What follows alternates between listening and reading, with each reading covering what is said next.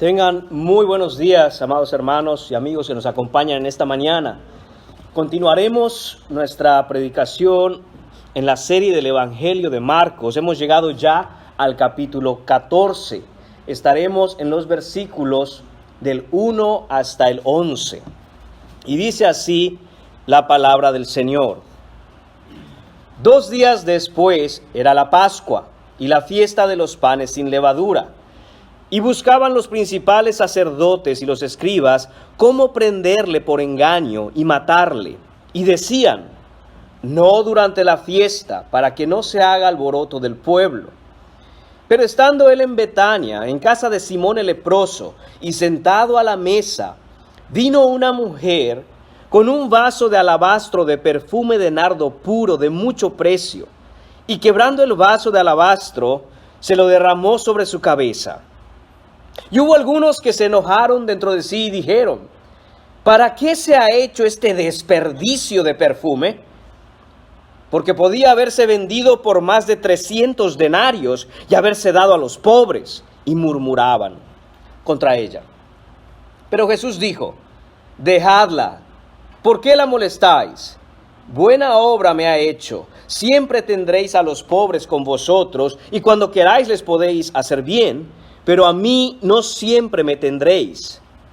Esta ha hecho lo que podía, porque se ha anticipado a ungir mi cuerpo para la sepultura.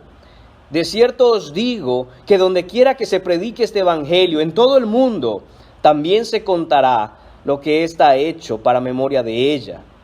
Entonces Judas Iscariote, uno de los 12, fue a los principales sacerdotes para entregárselo. Ellos, al oírlo, se alegraron y prometieron darle dinero, y Judas buscaba oportunidad para entregarle. Oremos, amados hermanos. Señor, te damos las gracias una vez más, Señor, por el gozo que tenemos en esta mañana de ver la obra que tú haces, Señor, en medio de tu pueblo. Gracias, Señor, por darnos a tu Hijo Jesucristo. Te pedimos en esta mañana que sea tu Santo Espíritu quien nos guíe a toda la verdad, Señor. Danos gracia, Padre. Derrama tu gracia sobre nosotros, Señor. Que tu palabra nos muestre las grandezas de tu Hijo Jesucristo. Señor, ayúdanos, Señor mío. Concédeme gracia para poder predicar, sabiendo, Señor, que este libro que tengo delante de mí es tu palabra perfecta, Señor, pero que yo no lo soy. Señor, que mis hermanos, Señor, sean edificados con la verdad y solo la verdad. Te lo pedimos en el nombre de tu Hijo Jesús. Amén. Pueden tomar asiento, mis hermanos. El título de este mensaje es Unción y Traición.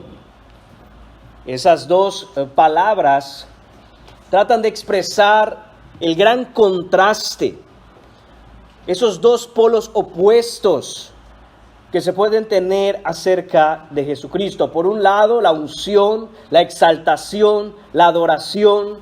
Por otro lado, la traición, el engaño, la maldad, la perversidad, el querer matar a Cristo. Es bien sabido, mis hermanos, que el mismo sol que derrite la nieve también endurece el concreto. El mismo calor del sol a través de su luz produce dos efectos completamente diferentes, dos efectos de hecho opuestos en cada uno de estos casos. Y así del mismo modo, el sol de justicia, Jesucristo el Hijo de Dios, produce un efecto aún más grande y aún más opuesto en aquellos que le rodean. La misma luz de la enseñanza de Cristo derrite los corazones de algunos, pero por otro lado, también endurece a otros. Así es el poder de Jesucristo. Así es el poder de las palabras de Jesús. Sus palabras y su enseñanza son penetrantes, desconcertantes y divergentes. Revela los contrastes de la condición de los corazones hacia su persona. Todos los que estamos aquí sentados tenemos un corazón que está en uno de dos lugares. O está en dirección cada día más cerca de Cristo, o está en dirección cada día más lejos de Él. Pero no hay ninguno que esté estático. No hay ninguno que pueda pausar la vida que tiene y decir, yo no estoy ni alejándome de Cristo ni acercándome a Él. O estamos yendo hacia su persona o poco a poco nos estamos alejando. Cualquiera que sea expuesto a Jesucristo terminará tarde o temprano en uno de esos dos extremos. O contemplarán su gracia y sus corazones se derretirán, le amarán, le buscarán y le exaltarán. O por otro lado, verán la obra de Cristo. Verán qué es lo que Jesús hizo en la cruz. Verán su muerte y su agonía. Y sin embargo, lo ignorarán por completo. Lo rechazarán. El orgullo en sus mentes y en sus corazones les hará pensar que son superiores a Cristo, que saben más que Cristo, que pueden más que Cristo y de hecho que no necesitan a Cristo. Eso los endurecerá cada día más y más hasta un punto en el que no tendrán esperanza. Pero una cosa es segura, amados hermanos y amigos, nadie se quedará igual o podrá tener una posición neutral cuando se trata de Jesucristo. Y si hay algo, mis hermanos, que debe quedar claro en este pasaje, es precisamente la naturaleza del corazón humano. Lo que vemos aquí en este relato, mis hermanos, son corazones puestos en extremos contrarios. Por un lado, vemos un grupo de personas que se reúne, que está en consejo, que está oculto tras las sombras, planeando cómo matar a Jesús. Pero por el otro vemos también un grupo de amigos que le ama, que le sigue, que está dispuesto a aprender de él, que está dispuesto a exaltarlo. Este pasaje, mis hermanos, está compuesto básicamente por dos eventos. Uno es luz, el otro tinieblas. Uno es amor, el otro es odio. Uno es unción, exaltación, coronación. Y el otro es traición, complot, deslealtad, crucifixión. Y así, hermanos míos, como un experto joyero que vende un diamante brillante y sabe ponerlo detrás de un terciopelo negro, así Marcos, en medio de la oscuridad del odio contra Cristo, nos presenta y nos muestra el profundo amor que brilla en un corazón que ama a Jesús, el Rey Salvador, por sobre todas las cosas. Ese es el corazón de la mujer que veremos en este pasaje. En medio del tumulto de la última semana de nuestro Salvador, en donde en todo su alrededor se puede sentir el olor a muerte, se puede sentir la mirada de los fariseos, los escribas, los maestros de la ley, los sacerdotes, que quieren acabar con él, quieren matarle. Ahí brilla la esperanza de un corazón que verdaderamente ama al Señor. Veamos entonces, hermanos míos, este pasaje. Veremos primero los enemigos de Cristo. Versículos 1 y 2. Dice el texto: 2 días después era la Pascua y la fiesta de los panes sin levadura. Recuerden, hermanos míos, que Jesús ha llegado a Jerusalén. ¿Cuál es la razón? Se va a festejar la Pascua. Éxodo capítulo 12, versículos 1 a 27, nos narran estos acontecimientos que tuvieron lugar mucho tiempo atrás, cuando el pueblo de Dios estaba esclavizado, cuando Egipto los tenía esclavos. Faraón no los dejaba ir, y Dios a través de Moisés manda a Faraón a que deje ir al pueblo. Faraón no hace caso, y sin embargo, después de las plagas, el Señor con mano poderosa libera a su pueblo. Entonces, desde ese momento se empieza a festejar anualmente la Pascua. Y el marco de referencia temporal que nos da aquí, hermanos míos, el texto, es decir, eso que dice 2 días después, nos deja saber una cosa: hay una urgencia con que desean ejecutar a Jesús. Sobre todo después de lo que había sucedido en el templo, que Jesús había entrado y había limpiado todo el templo, había sacado a la gente de ahí. Los principales, los sacerdotes, la gente encargada del templo, no soporta más a Jesús. Es tiempo de acabar con él ya. Y decían, dice el versículo 2, no durante la fiesta, para que no se haga alboroto del pueblo. La idea aquí, hermanos míos, es matarlo lo antes posible.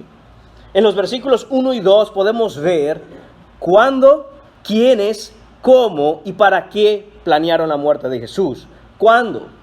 Esto tomó total seriedad, hermanos míos, 2 días antes de la Pascua. Como dije, ellos no querían matar a Jesús, en tanto que toda la gente había llegado de muchos lugares a concentrarse en Jerusalén para la Pascua, porque temían al alboroto del pueblo. Sin embargo, ellos querían hacerlo lo antes posible.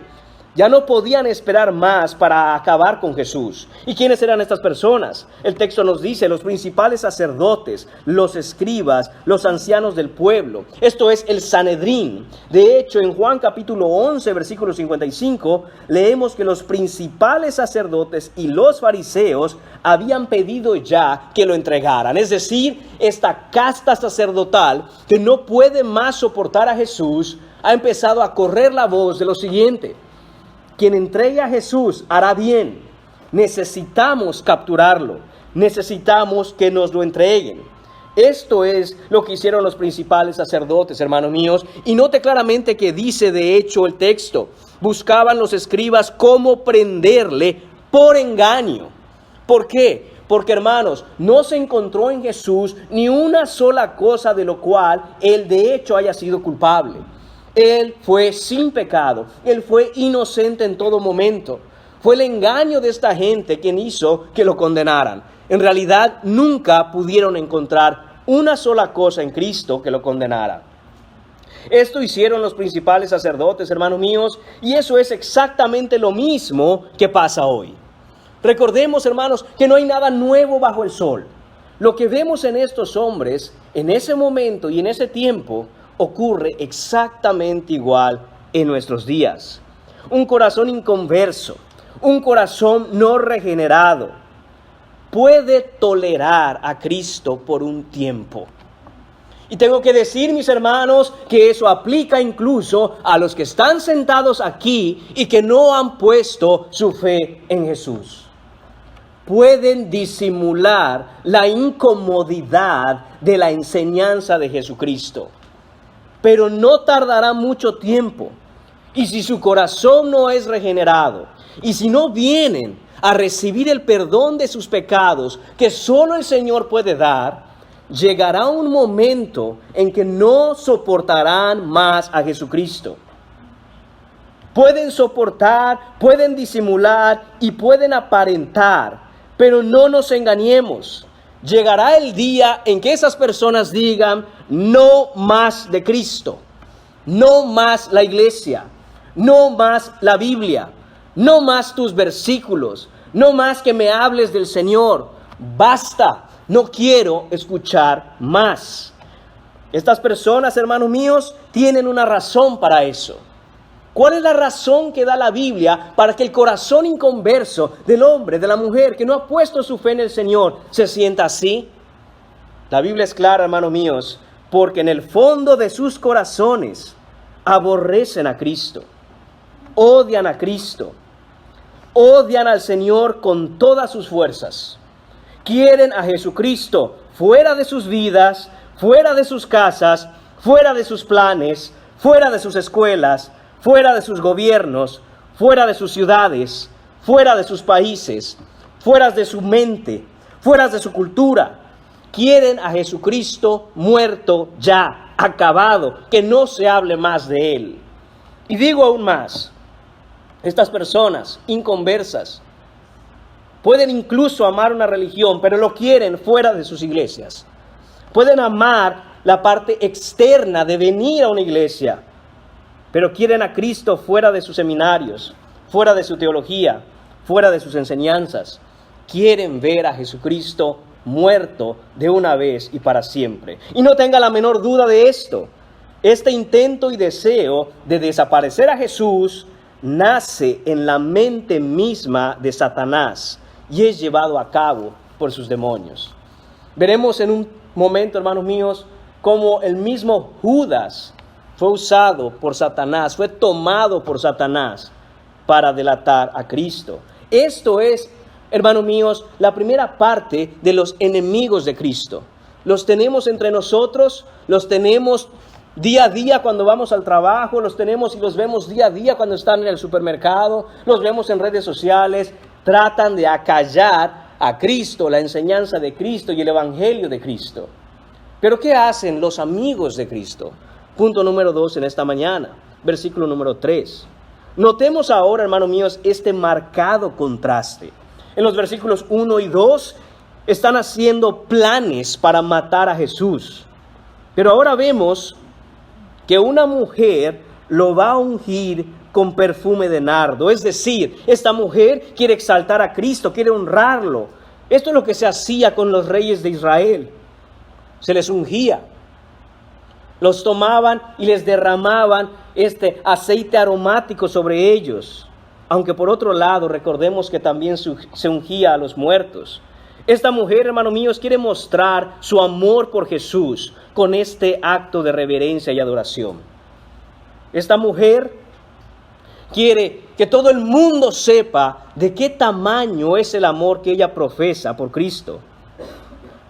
El mismo Jesús, la misma persona, las mismas enseñanzas, pero reacciones completamente opuestas.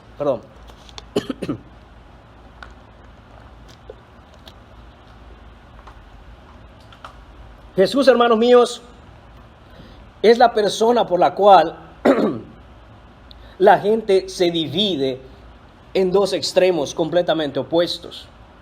Dice el versículo 3. Pero estando él en Betania, en casa de Simón el leproso y sentado a la mesa. ¿Quién es este hombre, hermanos míos? Discúlpenme por la garganta, hermanos. ¿Quién es este hombre que nos dice aquí? El texto únicamente nos dice que es Simón el leproso.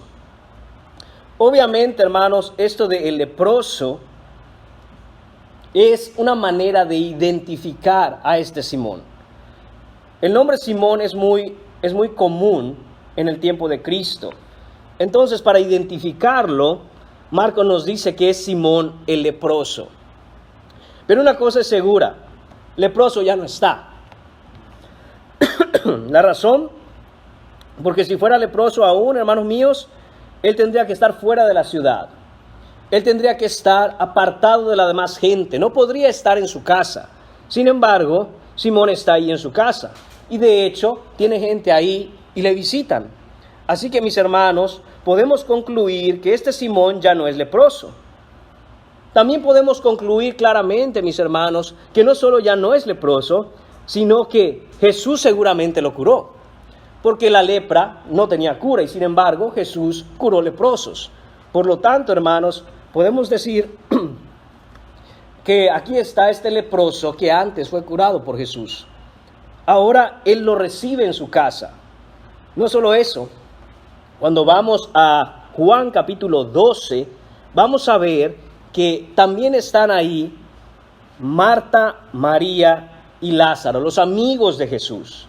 Hay incluso algunos comentaristas que dicen que que este Simón el leproso bien pudiera haber sido el padre de Lázaro.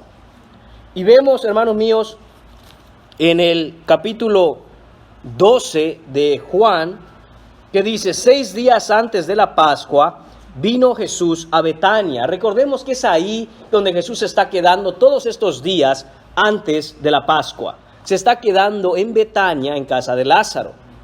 Y dice, donde estaba Lázaro, el que había estado muerto y a quien había resucitado de los muertos. Y le hicieron allí una cena. Marta servía y Lázaro era uno de los que estaban sentados a la mesa con él. Entonces María tomó una libra de perfume de nardo. Note esto. Lo que está haciendo Juan aquí es decirnos que 6 días antes Jesús había llegado a Betania. ¿Cómo nosotros vemos eso en Marcos? Sin perder Juan capítulo 12, mire algo que ya hemos pasado en Marcos. En Marcos capítulo 11, versículo 1 dice, cuando se acercaban a Jerusalén, junto a Betfagé y a Betania, es ahí cuando Jesús y sus discípulos llegaron a Betania. Betania está a apenas 2 millas de Jerusalén. Así que el maestro y sus discípulos se quedan ahí. Además, en el versículo 11 también vemos, ahí en Marcos capítulo 11, versículo 11, y entró Jesús en Jerusalén y en el templo, y habiendo mirado alrededor de las cosas, como ya anochecía, se fue a Betania con los 12. Ahí es donde se ha estado quedando. Lo que nos dice Juan en el capítulo 12 es, eso ocurrió 6 días. Durante todos esos días Jesús se está quedando en Betania. No nos dice exactamente qué día Juan, pero dice que uno de esos días le hicieron allí una cena.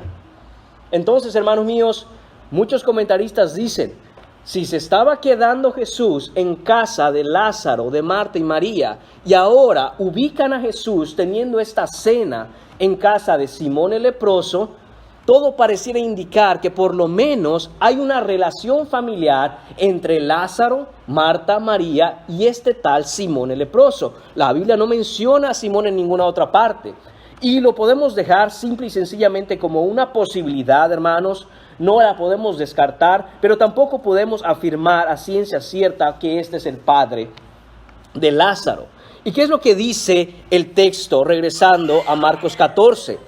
Dice, hermanos míos, que vino una mujer, y como ya la hemos identificado, según Juan, esta mujer es María.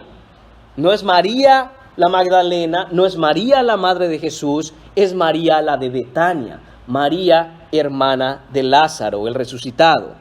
Y dice que esta mujer vino con un vaso de alabastro de perfume de nardo puro de mucho precio. Pensemos en esto, hermanos míos. Este vaso es un contenedor hecho de un mineral, de este mineral llamado alabastro. Es un mineral parecido a la piedra, pero es mucho más maleable. Es una roca blanca y a veces puede ser incluso translúcida. Y este contenedor tiene un cuello largo y delgado en donde se puede verter este líquido gota a gota.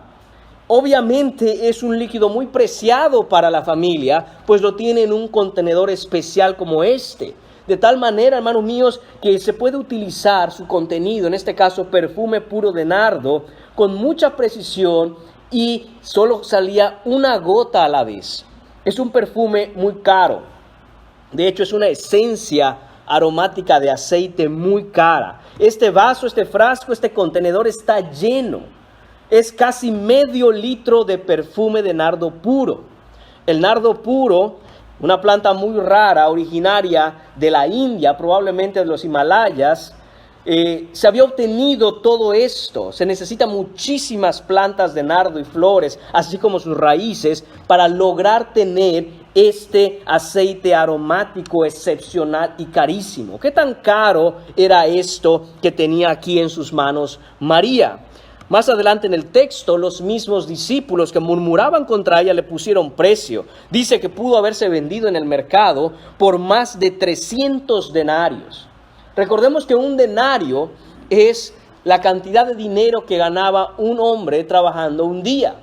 De tal modo que pudiéramos decir que esto cuesta el trabajo de un hombre durante un año, si quitamos los sábados que no se trabajaba, era día de reposo, sin gastar ni un solo centavo.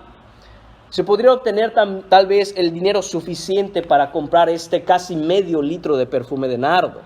¿Cuánto es eso? Bueno, es mucho dinero, hermanos míos, es mucho dinero. Si recordamos, por ejemplo, cuando Jesús alimenta a 5,000 hombres, sin contar mujeres y niños, ¿qué es lo que dice Jesús a sus discípulos? Denles de comer. Y los discípulos dicen, que vayamos, ¿de dónde vamos a sacar 200 denarios para alimentar a esta gente? Vamos a suponer, hermanos míos, un poco de matemáticas. Si habían, dice la Escritura, algo así como 5,000 hombres, sin contar mujeres y niños. Supongamos que cada hombre tenía a su esposa y un hijo, que probablemente no tenía un hijo, tenía más, pero dejémoslo en uno. Estamos hablando de por lo menos 15,000 personas. Para 15,000 personas, los discípulos calcularon que 200 denarios necesitaban para darles de comer. Ahora aquí estos hombres están diciendo, ese perfume que se derramó cuesta más de 300 denarios. Hermanos míos, haciendo una simple regla de 3, podríamos decir que con ese dinero se pudo haber alimentado a 22,500 personas. Hermanos míos, es una barbaridad lo que cuesta este perfume. Es una verdadera barbaridad. Y esta mujer, ¿qué es lo que hace? Dice el texto que en lugar de tomar y gota a gota ir poniendo, ungiendo quizá a Jesús, poniéndole un poco de perfume a Jesús. No, esta mujer dice, quebrando el frasco de alabastro.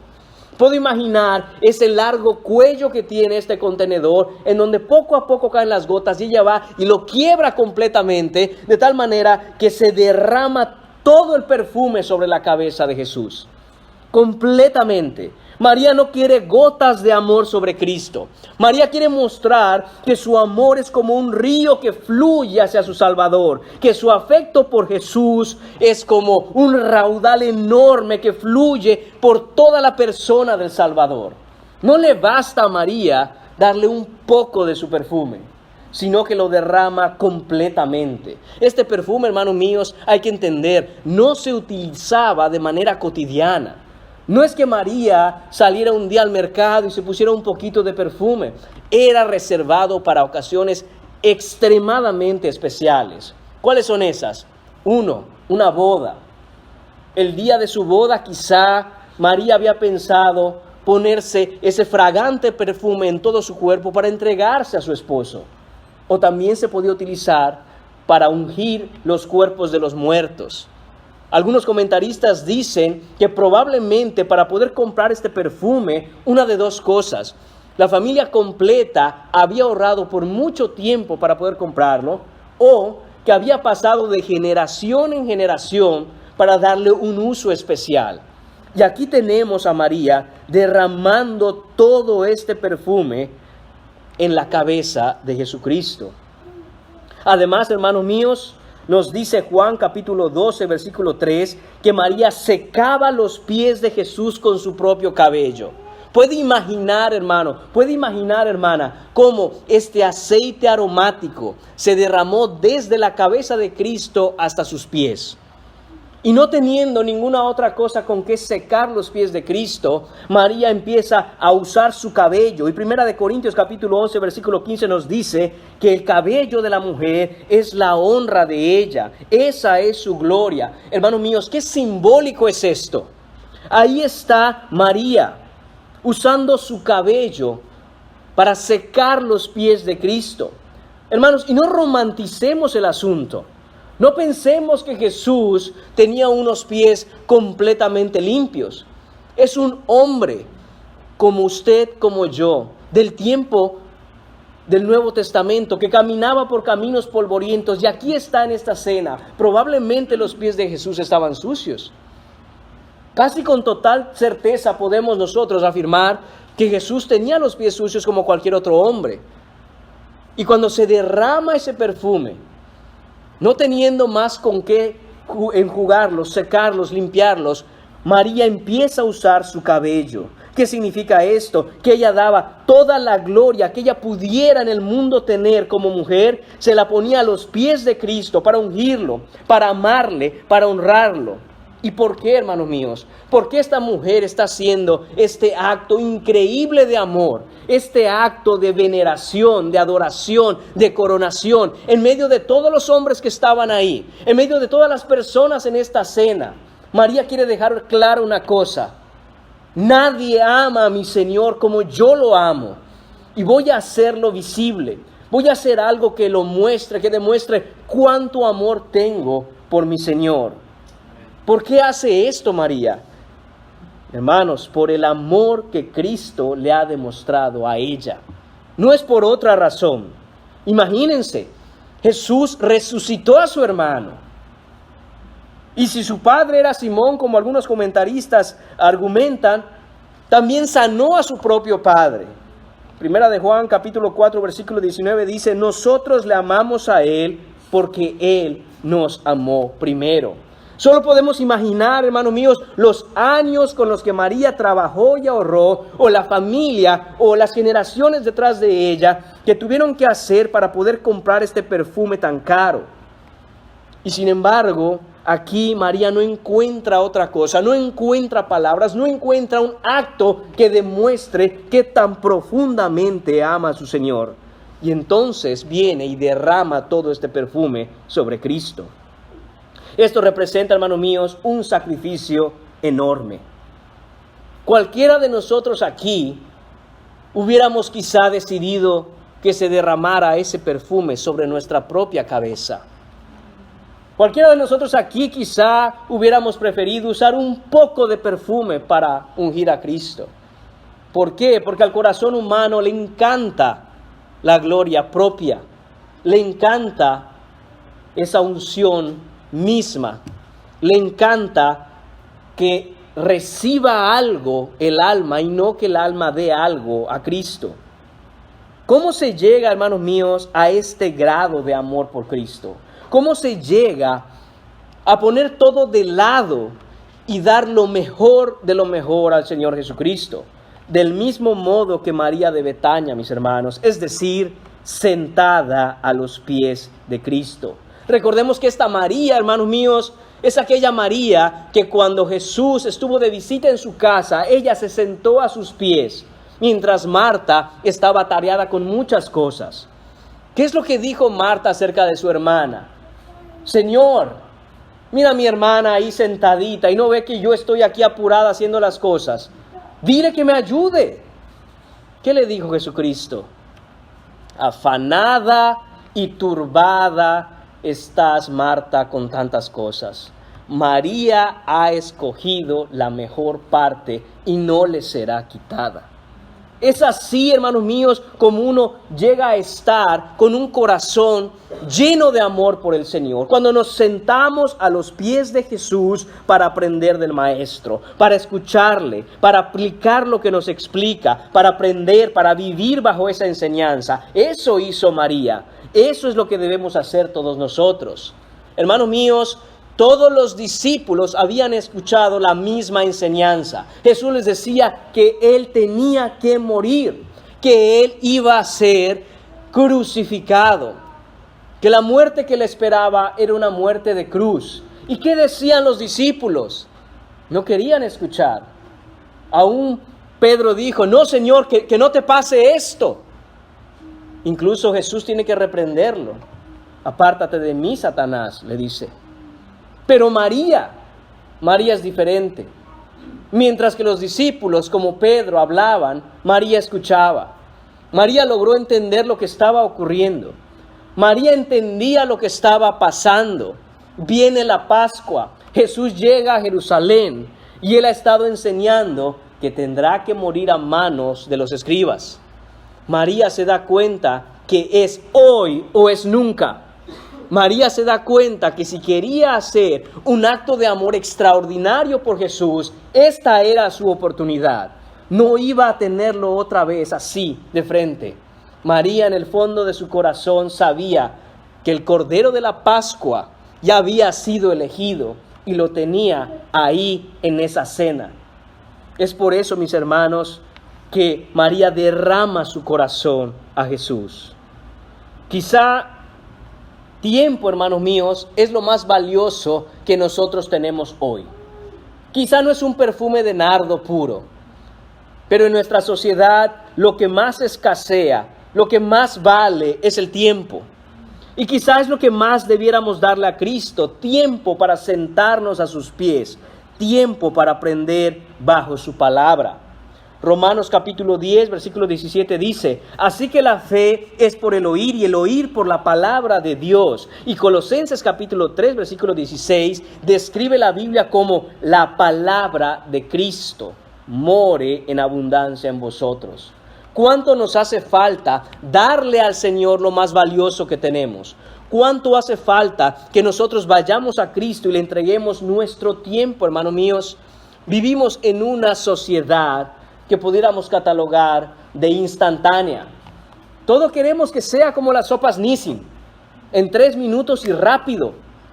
Hermanos, pero no es la manera en que uno desarrolla verdadero amor por Cristo. Nosotros necesitamos darle nuestro tiempo. Nosotros necesitamos estar sentados a los pies de su palabra, meditando en ella, leyendo, aplicándola a nuestro corazón y a nuestra vida. Ir poco a poco creciendo a la imagen de Jesucristo. Hermanos míos, eso es lo que requiere de nosotros el Señor. No podemos amar a quien no conocemos y no podemos conocer a Jesús sin conocer su palabra. Aquellos que dicen, Oh, yo creo en Cristo. Sí, yo amo a Cristo. Pero no conocen su palabra. Entonces no conocen a Cristo. Y si no le conocen, es imposible amarle. Hermanos, que sea para nosotros una exhortación a estar constantemente metidos, sumergidos, empapados de la palabra de Dios. Es necesario para nuestras almas y es necesario para crecer en amor por Él. Tercer punto en esta mañana, la indignación hipócrita. Eso lo encontramos en los versículos 4 y 5. Dice el versículo 4, y hubo algunos que se enojaron dentro de sí y dijeron, ¿para qué se ha hecho este desperdicio de perfume? Porque podía haberse vendido por más de 300 denarios y haberse dado a los pobres, y murmuraban contra ella. Hermanos míos, el versículo 4 dice que algunos. ¿Quiénes son estos algunos? Hermanos míos, estos son los discípulos. Estos son los discípulos. ¿Cómo es, hermanos míos, que estos discípulos ahora están indignados? Juan capítulo 12, versículos 4 y 6, el pasaje paralelo, nos dice la realidad de esta indignación. Y si me acompaña a Juan capítulo 12, vean el versículo 4 y leeremos hasta el versículo 6. Y dijo uno de sus discípulos, Judas Iscariote, hijo de Simón, el que le había de entregar, ¿por qué no fue este perfume vendido por 300 denarios y dado a los pobres? Pero dijo esto, aquí está la razón, no porque se cuidara de los pobres, sino porque era ladrón y teniendo la bolsa, sustraía de lo que se echaba en ella. Esta es la verdadera razón por la cual Judas estaba indignado.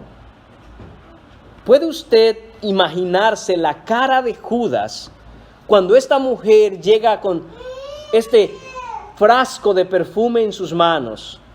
Judas inmediatamente identifica lo que ella tiene ahí. Y probablemente al romper el perfume y sentir el olor, este olor a perfume de nardo es inconfundible. Judas sabe lo que está sucediendo y ve más de 300 denarios, según él, desperdiciados en echárselos en la cabeza a Cristo.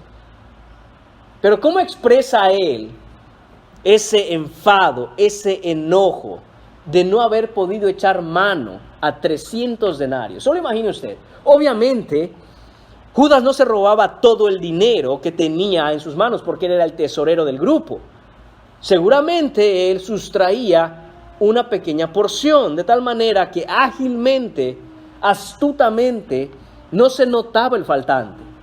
Después de todo, le habían confiado el dinero del grupo.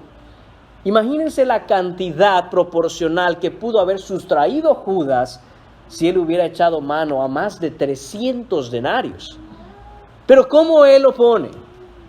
Hipócritamente. Oh, esto se hubiera dado a los pobres.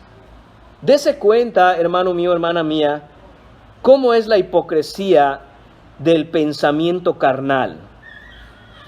Y mire cómo las palabras de Judas influyen en los demás, porque el ladrón era Judas, el traidor era Judas, el malvado era Judas. Sin embargo, cuando él presenta su queja y dice, ¿cómo es posible que desperdicien así esto? Él está diciendo, yo soy un mejor mayordomo que esa mujer. Se pudiera dar a los pobres. Yo puedo practicar una misericordia más pura que esta mujer. Entonces llega a los oídos de los 11. Y los 11 son influenciados por Judas y todos empiezan a hablar contra la mujer, a murmurar contra ella. Judas debía ganarse el premio al mejor actor, al Oscar, la mejor actuación que se ha visto. A Judas no le interesan los pobres, a Judas solo le interesa a Judas. Pero suena tan espiritual, suena tan genuino, suena tan real, hermanos míos, pero es falso. Y eso pasa de nuevo hoy día, incluso en medio de nuestras iglesias. En medio de nuestras iglesias muchas veces existen hombres y mujeres inconversos que no aman al Señor Jesucristo. Pero ¿qué es lo que hacen cuando otros quieren servir? ¿Qué es lo que hacen cuando otros están llevando la obra del Señor adelante?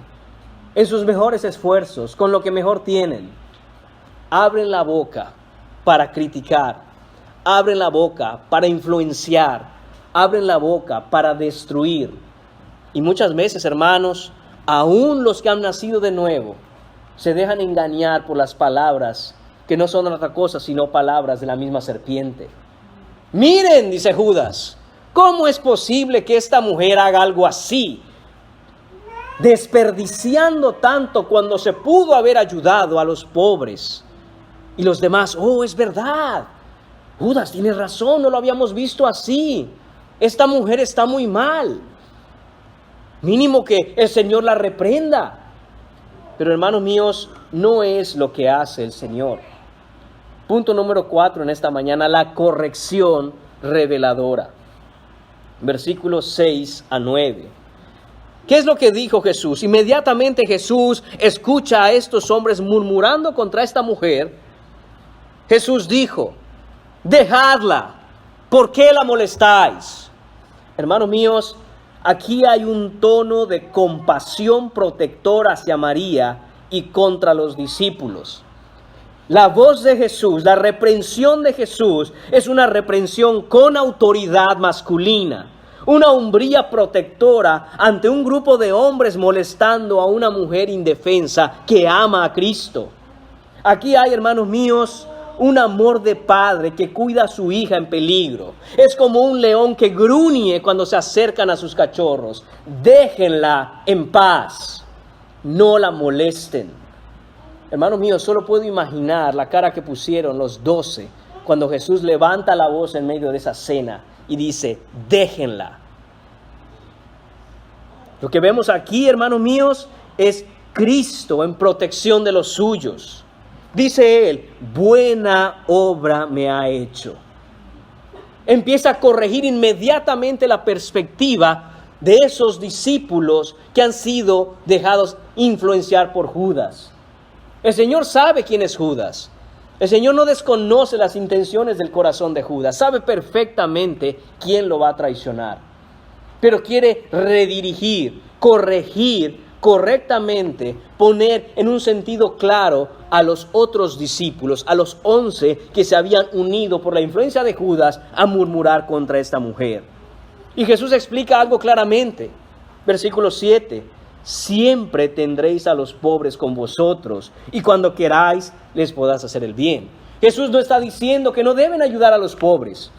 Lo que está diciendo es que en este momento, dadas las circunstancias específicas y particulares de que en un par de días Jesús estará en la cruz, lo mejor que pudo haber hecho María es ungirlo con el perfume de nardo. De cualquier forma, dice Jesús, tendrán siempre a los pobres con ustedes. Judas, ¿tanto te interesan los pobres? Puedes ayudarlos el día que tú quieras. Pero hoy, esta mujer, aquí, con ese perfume de nardo, ha hecho lo que es debido. Y continúa el Señor diciendo que siempre tendrán a los pobres para hacerles bien. Dice, pero a mí no siempre me tendréis. Y ahí está, hermanos míos, donde Jesús deja claro que María entendía las cosas. María sabe que no siempre me tendrá. María ha entendido que hoy es el momento, este es el día en que si quería hacer un acto de adoración extraordinario, tenía que tomar ventaja y oportunidad de este momento. Dice el versículo 8, esta ha hecho lo que podía. Aquí, hermanos míos, María lo dio todo sacrificialmente de acuerdo a su posición. Ella había sacrificado el gusto, la honra, el honor, la exaltación que ella pudiera haber tenido el día que se ungiera ella misma con ese perfume, pero decide dárselo a Cristo. Un hombre con más dinero, un hombre adinerado pudiera haber dado mucho más, pero María dio todo de lo que ella fue capaz de dar. Todo lo que a ella le representó un sacrificio, se lo ofreció a Cristo. Hermanos míos, y eso es lo que demanda Cristo de nosotros. Que demos sacrificialmente. Hermanos míos, cuando damos a Cristo algo que no nos cuesta, en realidad eso puede hacerlo cualquier persona. Por eso, hermanos míos, es que el inconverso puede tolerar y soportar a Cristo en tanto Cristo le represente de alguna u otra manera un bienestar. En tanto Cristo le represente o le dé algo. Cuando tiene algo de Cristo, el inconverso tolera a Cristo. El inconverso disimula que puede seguir al Maestro. Pero es en realidad no cuando recibimos de Él, sino cuando damos de nosotros sacrificialmente que mostramos verdadero amor por Cristo. No se trata, hermanos míos, de que todos aquí demos a Cristo en igual cantidad, sino que demos a Cristo con igual sacrificio. Cada uno tendrá, de una u otra manera, diferentes cosas que dar a Cristo. Unos tendrán talento, unos tendrán más tiempo que otros, unos tendrán una economía que pueda ayudar a que el reino de Dios avance, unos tendrán más facilidad para unas cosas que para otras. El punto es que cada uno de nosotros debemos dar de tal manera que nos represente un sacrificio. Y este sacrificio que hacemos, hermanos míos, no lo hacemos obligados, no lo hacemos porque no nos queda de otra, no lo hacemos porque queremos el favor de Dios. Lo hacemos porque en el fondo de nuestra voluntad, los afectos que tenemos por Cristo son los más altos y más elevados, y encima de esos no hay otros. En Mateo capítulo 4, cuando vemos en el Sermón del Monte, mis hermanos, Jesús está predicando y dice que bienaventurados los de corazón puro. ¿Qué significa tener un corazón puro? ¿Significa acaso no tener pecado? Imposible. Primera de Juan nos dice que aquel que dice que no tiene pecado, el tal es un mentiroso. Entonces, ¿qué significa bienaventurados los que tienen un corazón puro? Hermanos míos, son aquellos que no tienen ninguna otra cosa en su corazón que compite con Cristo. El amor por Cristo es preeminente, es el más alto, es el único. No hay otra cosa que llame mi atención sino Cristo. Todo lo quiero por Cristo, para Cristo, en Cristo. Todo lo quiero para Él. Cada área de mi vida, cada cosa que pienso, cada cosa que hago. Recordemos el primer mandamiento. Amarás al Señor tu Dios con todo tu corazón, con toda tu alma, con toda tu mente y con todas tus fuerzas. Eso es lo que está demostrando aquí María. Y esto es lo que está haciendo Jesús al corregir a sus discípulos. No se confundan. Incluido el ayudar a los pobres en esta circunstancia es secundaria, porque no siempre me tendréis. Continúa el versículo 8 y dice que esta mujer, María, se ha anticipado a ungir mi cuerpo para la sepultura. Hermanos míos, era la costumbre untar con aceite todo el cuerpo de un muerto, y tenía que ser un aceite aromático muy potente, que huela muy bien. ¿Por qué? Porque después los familiares iban a visitar el cadáver, y si no lo ungían por cuestiones naturales, empezaba a heder el cadáver, empezaba a apestar muy intensamente. Al ungirlo, estos aceites evitaban un poco ese mal olor, y entonces podían visitarlo en la tumba. Jesús está diciendo, María ha entendido perfectamente lo que va a suceder. María entiende que el viernes voy a morir. Y María sabe que en el ajetreo, en la manera en que se van a dar los acontecimientos, no habrá tiempo para ungir el cuerpo de Jesús. Eso es exactamente lo que ocurrió, mis hermanos. El viernes Jesús subiría a la cruz, sería bajado antes del atardecer, antes de que empezara el sábado, y no iba a haber tiempo para ungirlo. Por eso es que a los días después, que ya había pasado el sábado, el día de reposo, las mujeres fueron corriendo a la tumba a ungir el cuerpo. Oh, sorpresa, ya no había cuerpo. Pero María ya lo había ungido. Y Jesús dice, esta mujer se anticipó, esta mujer está entendiendo, esta mujer, como había dicho a sus discípulos antes, despierten, abran los ojos, tengan discernimiento. María lo tuvo. María tuvo ese discernimiento y dio, o lo unjo ahora, o ya no hay tiempo. o lo unjo hoy o no va a haber momento para poder ungir a mi Señor. Hermanos míos, cuando leemos el relato, esto es impresionante, cuando leemos el relato de las mujeres que fueron a ver a Jesús, ¿sabe quién no fue a ver a Jesús para ungirlo? María, porque María ya lo había hecho con anticipación. Y así, hermanos míos, nosotros no podemos esperar al último minuto para saber entonces, ¿qué es lo que había que hacer? Sino que debemos anticiparnos. De nuevo, la predicación del domingo pasado y todo el capítulo 13, la enseñanza de estar alertas, estar despiertos y vigilantes. María entendió perfectamente esto. María entendió lo que los discípulos no querían ni siquiera aceptar, que Jesús iba a morir y que iba a morir pronto, que iba a morir de hecho ese mismo viernes. Este acto de amor y adoración, hermanos míos, nace, atención, del entendimiento a partir de la enseñanza de Cristo. Todo lo que vemos y sabemos acerca de María es que era una mujer piadosa, que le encantaba aprender de Jesús. Siempre se le ve así a María, como una mujer siempre con oídos atentos a las palabras de Jesús para aprender. Y es en ese entendimiento, en ese aprendizaje, que entonces en ese momento ella va y unge a Jesús. Esto no es un arrebato de emociones. Esto no es, hermanos míos, una pasión que se siente simplemente en el corazón. No, ese corazón y esas emociones están bien informadas por la enseñanza que Jesús da y que María ha entendido. Esta es la adoración correcta, con los motivos correctos, con la intensidad correcta, en el momento exacto. Esto es lo que María ha hecho. Es tanto así, hermanos míos, que Jesús en el versículo 9 dice: de cierto os digo que donde quiera que se predique este evangelio en todo el mundo, también contará lo que se ha hecho, lo que ésta ha hecho, para memoria de ella. Hermanos míos, es increíble. Jesús dice: donde quiera que se predique este evangelio.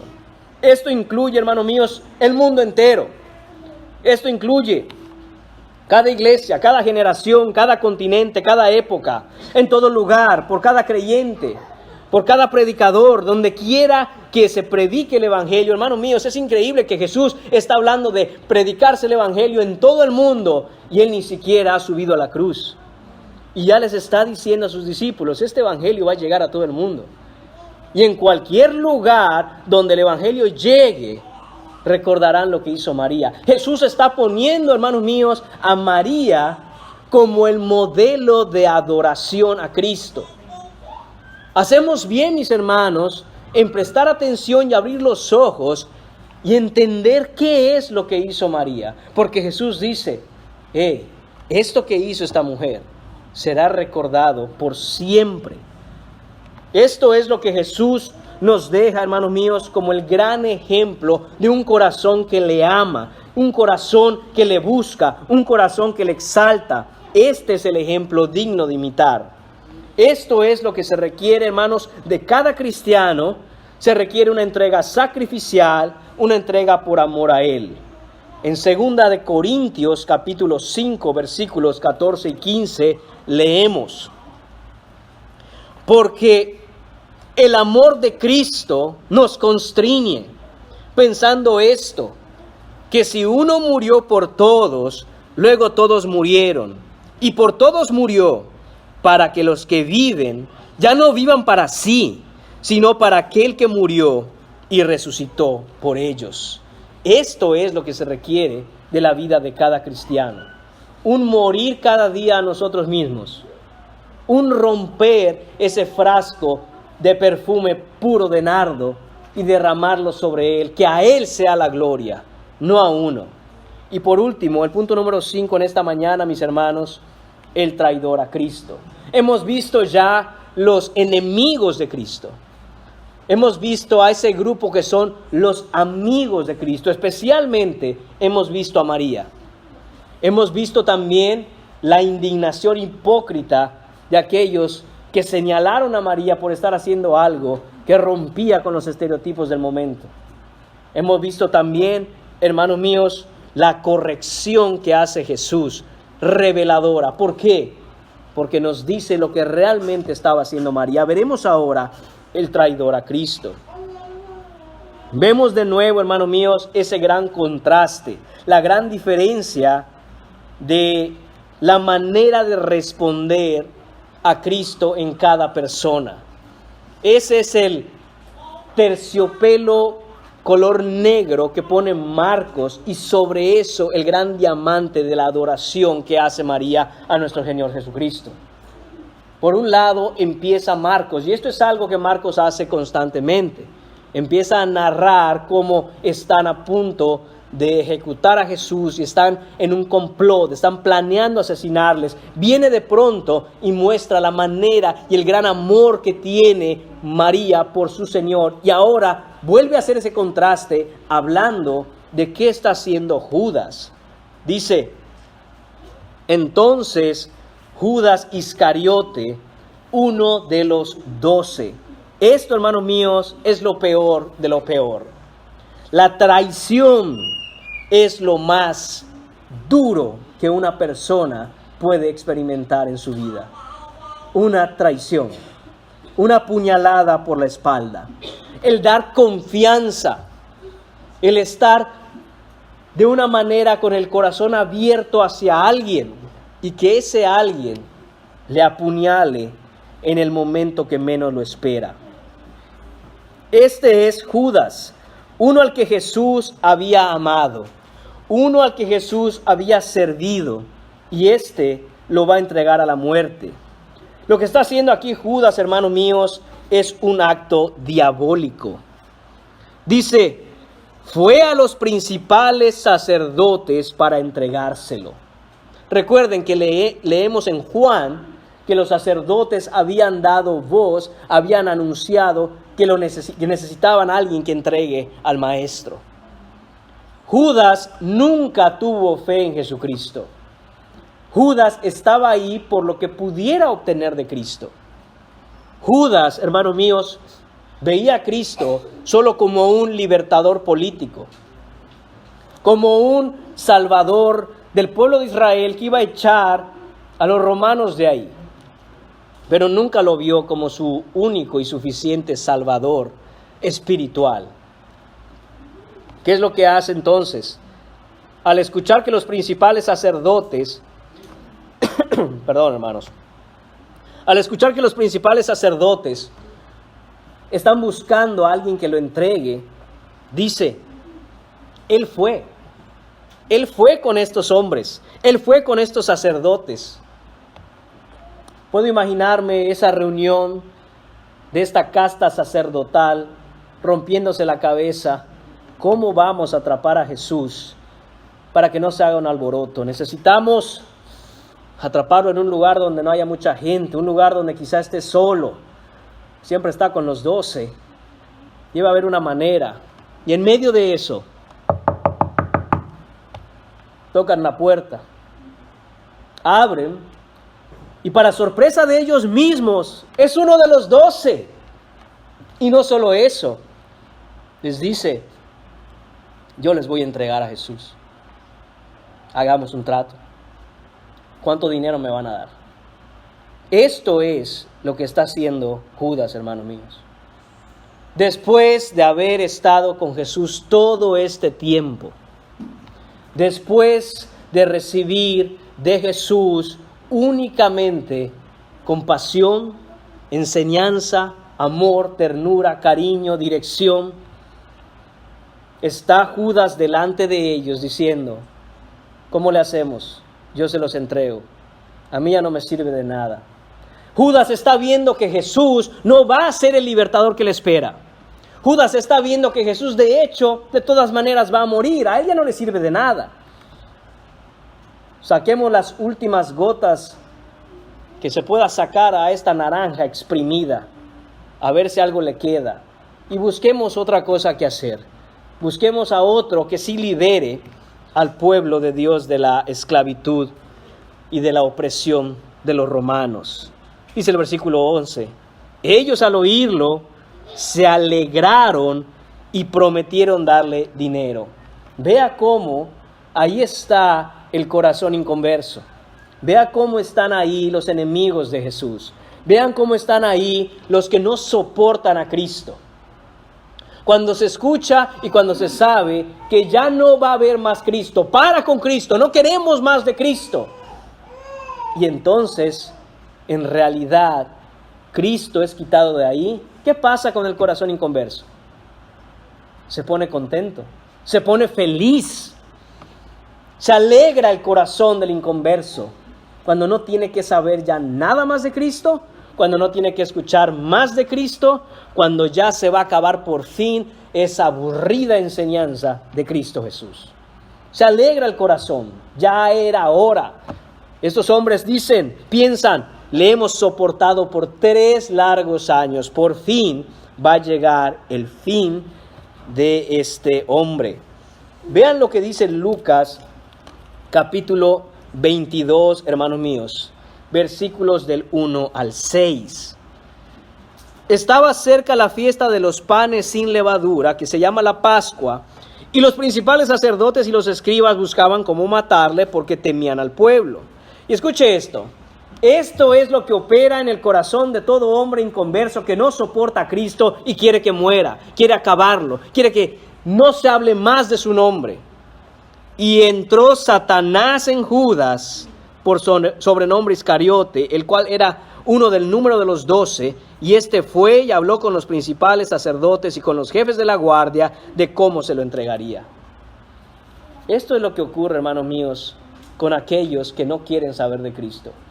Es duro escuchar esto, mis hermanos, pero esa es la condición de cada persona sin Cristo.